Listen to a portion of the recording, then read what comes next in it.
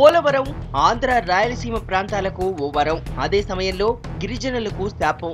ఆదివాసుల సంస్కృతి సాంప్రదాయాలను చిన్నాభిన్నం చేస్తోంది. వారి భవిష్యత్తును ప్రశ్నార్థకం చేస్తోంది.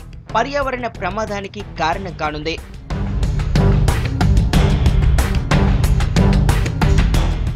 ఈ ప్రాజెక్టు 1,00,000 ఎకరాలకు సాగునీరందిస్తే అదే 1,00,000 ఎకరాలను ముప్పును గురిచేస్తోంది. అంటే ఒకటి కాదు, రెండు కాదు, దాదాపు 7 మండలాలు మునిగిపోతున్నాయి. వీటిని ఏపీలో కలుపుతూ మోడీ సర్కార్ ఆర్డినెన్స్ జారీ చేయడం వివాదాస్పదమైంది.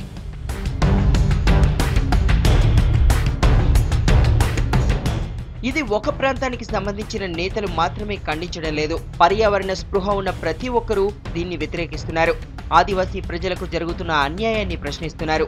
సీమాంధ్ర ప్రాంత ఇరిగేషన్ నిపుణులు టి హనుమంతరావు కూడా పోలవరం డిజైన్ మార్చాలని ఎప్పటినుంచో సూచిస్తున్నారు.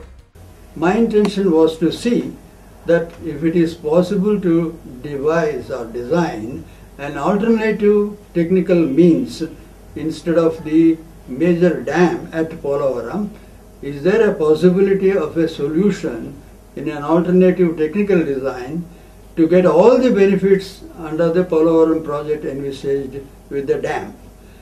Now, fortunately, it was possible to work out a technical alternative for the headworks of the Polavaram project, and in that alternatives we are able to also get the full benefits of the Polavaram dam.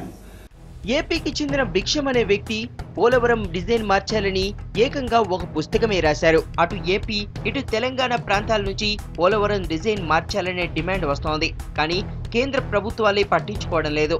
ఇప్పటికైనా కేంద్ర ప్రభుత్వం ordinance పై పునరాలోచన చేయాల్సిన అవసరం ఉందని పర్యావరణవేత్తలు అంటున్నారు.